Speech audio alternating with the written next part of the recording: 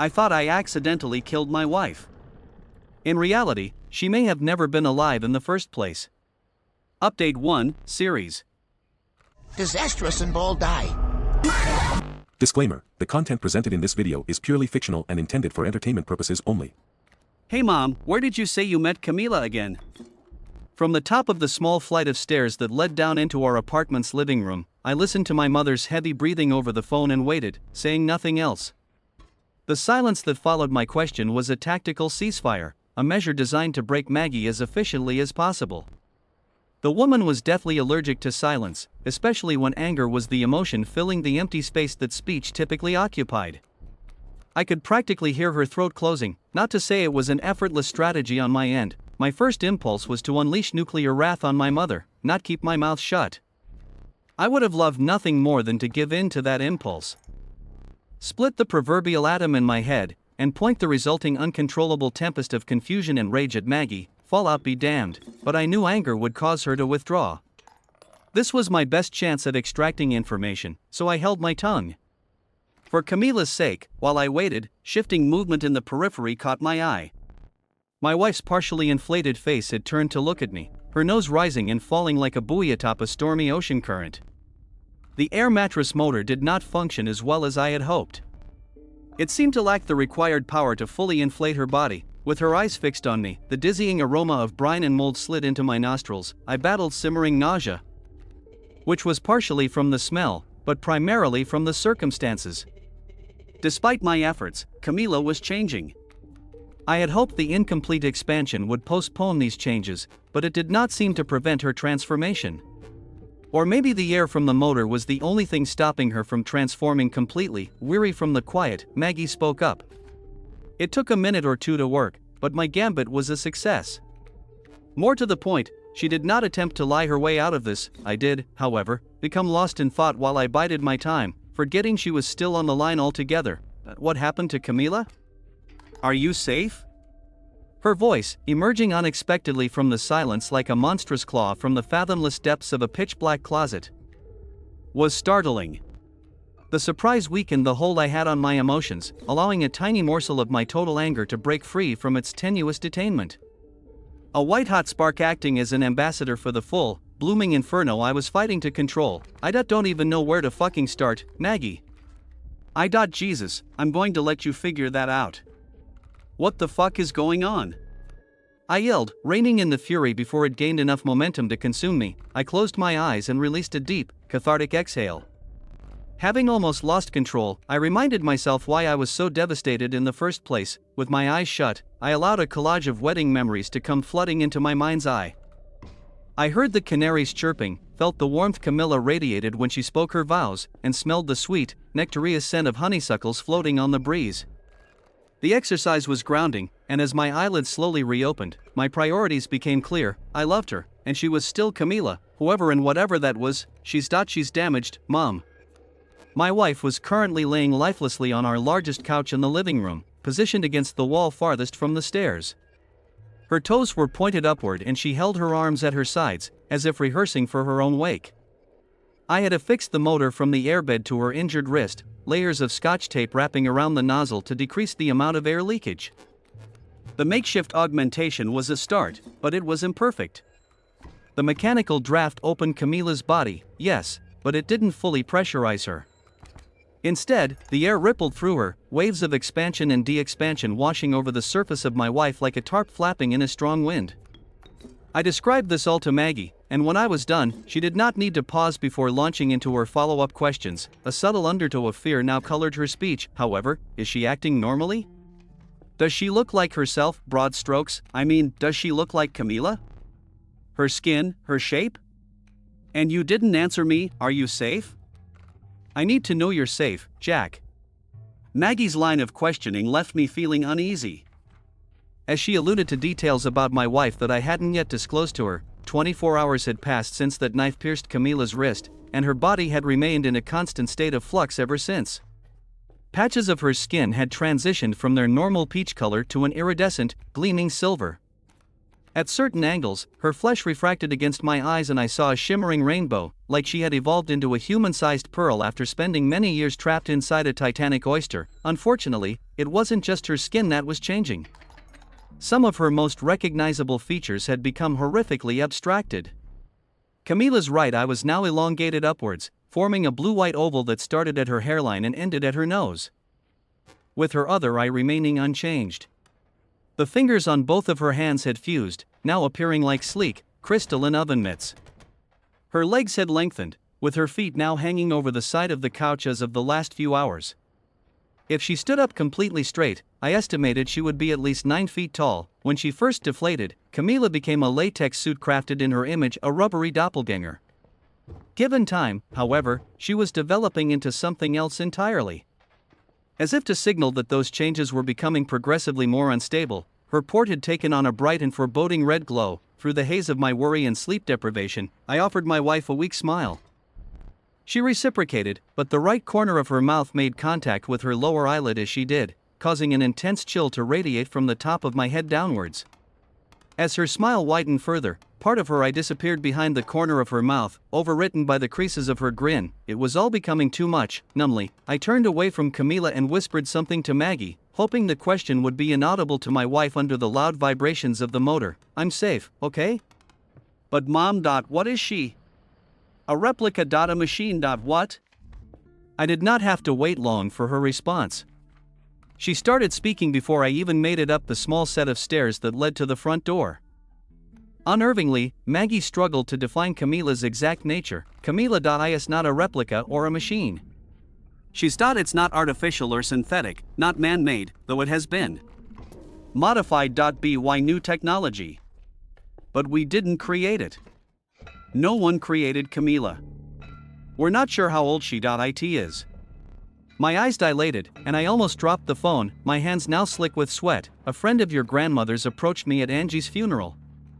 They offered Camila as a replacement to help you recover. A mutually beneficial arrangement. Someone that could be constructed specifically for you, in the aftermath of everything. Something that couldn't die."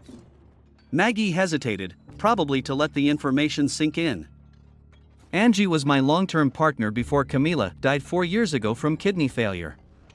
Never wanted to get married because she knew she was running on borrowed time. Her death had shattered me for a long while. My grandmother's death, on the other hand, was an unambiguous blessing for me and for the world at large. The woman was a notoriously sadistic mining baroness. A magician tyrant well versed in the arcane sorcery of transforming human suffering into and then ultimately, into hideous wealth.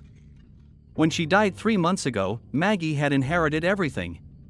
With that inheritance, she single-handedly funded our wedding, a fact I've felt apprehensive about since. After a pause, she continued, "But it's on loan.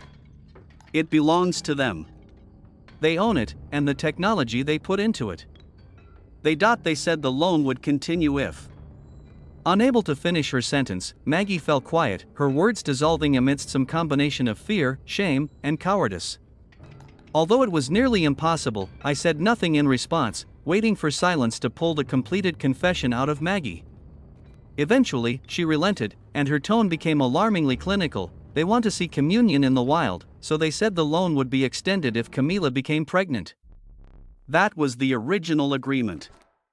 The sentence was a primed grenade lobbed at my diaphragm, exploding into fiery shrapnel when Maggie hit the last syllable of the word pregnant. I felt myself choking on the available atmosphere. Either I had forgotten how to breathe, or the air I swallowed had lost its ability to provide oxygen. No matter the root cause, I was drowning above water. My chest burned and my vision faded. I dropped the phone onto the top step, as I needed both hands to grip the banister to prevent me from toppling over into a messy pile not entirely dissimilar to Camila. Eventually, I sat down. It took me a minute to remember that Maggie was still on the line. I reached a drenched palm over to the device, grasped it tightly, and brought it back up to my ear. Jack, are you there?" I'm here," I said hoarsely, despite the suffocation I was still experiencing. "Good. Now, listen to me. If the technology is malfunctioning, she's dangerous. I can't explain it all over the phone. Drive over to Nana's, and I'll spell out everything." As Maggie talked, I forced dry air down my throat and into my lungs, trying desperately to restart the life-giving circuit. Slowly, my air hunger faded, and I became steady on my feet. When I finally stood back up, phone still pressed to my ear, I said the only thing that came to mind, "She'll. Camila will be okay if I leave her here?" "Yes. She can't go anywhere. Before you go, you need to disconnect the motor. I'll explain why that's important when you get here. But you need to leave as soon as possible." And like that, Maggie ended the call, pulling my keys from the hook by our front door with all the dexterity and finesse of a rum-infused toddler. I clumsily slid them in my pocket and turned to face Camila. I'll be back soon, okay?" I muttered while walking back down the stairs into the living room, praying for a response that would verify that my wife was still somewhere in that shell. As I approached her, Camila did not wave goodbye or nod her head in affirmation. She did not say anything. Instead, Camila produced a smile, eerily identical to the one she had produced earlier, with the corner of her mouth once again consuming the bottom of her right eye. Despite being a carbon copy of her previous expression, it at least felt earnest. But then I moved towards her. Upon closer inspection, her grin appeared almost synthetic. Hollow, vacuous, and without emotion. Something she was wearing to mask predatory intent, a visual pheromone designed to entice, soothe, and disarm me. Almost within arm's reach of the chugging motor, I stopped. The device was battery-powered, not plugged into the wall. Meaning that if I wanted to disconnect it, I would need to be right next to my wife. Within striking range, before I could decide what to do next, Camila found the energy to speak at a volume loud enough for me to hear her over the motor. "Jack. Don't come any closer." Although she appeared to be warning me to stay back, her inviting grin had not waned. If anything, it was growing wider as I approached. Like a positive feedback loop, every step forward made her smile that much more emphatic, which encouraged me to continue moving forward, so on and so on. At close range, Camila's rapturous smile was disturbing. But over time, I found that the discomfort fell away. Instead, the more I looked at, the more alluring the expression became. Beautiful, even. It was like a beacon guiding me home on a moonless night. I almost lost myself in its gravity, but right before I was within reach of Camila, the smell of brackish water and decay once again filled my nostrils, severing my trance. No longer spellbound, the oldest and most primal portion of my brain shrieked bloody murder, now acutely aware of the imminent threat. As gallons of adrenaline spilled into my system, my heart thumping violently against the inside of my chest, Camila spoke one more time, "Stay back. Go to Maggie." I raced to my car, stopping only to lock the door. From outside our apartment, I could still hear the motor running. One last thought echoed in my head as I inserted the keys into the ignition of my car: the batteries will run out and the motor will stop on its own. Eventually, my grandmother's home was as stereotypically old money as a mansion could get. The property, with its creaky black gates overtaken by vines, lengthy stone road connecting the gates to the house itself, and immaculately maintained gardens, appeared as if it had been lifted from the 1920s, pulled through time, and then dropped in the same location a century later. Parking behind Maggie's car, I reviewed the plan in my head, telling myself that I was attempting to keep my actions focused and intentional. Though, in actuality, I was really just taking a second to imbibe in denial's tranquilizing embrace. I'll get out, see what Maggie has to say, and then go home. When I get home, I'll call an ambulance. Camila. She's sick. She has a disease, that's why she has the port, right? I just don't understand it. But just because I don't understand her condition, doesn't mean they can't help her at the hospital. She was already outside waiting for me, leaning nonchalantly against the driver's side door of her navy blue pickup truck. Upon my arrival, she placed her hands in the pockets of her monocolored charcoal gray pantsuit and cautiously began walking towards me.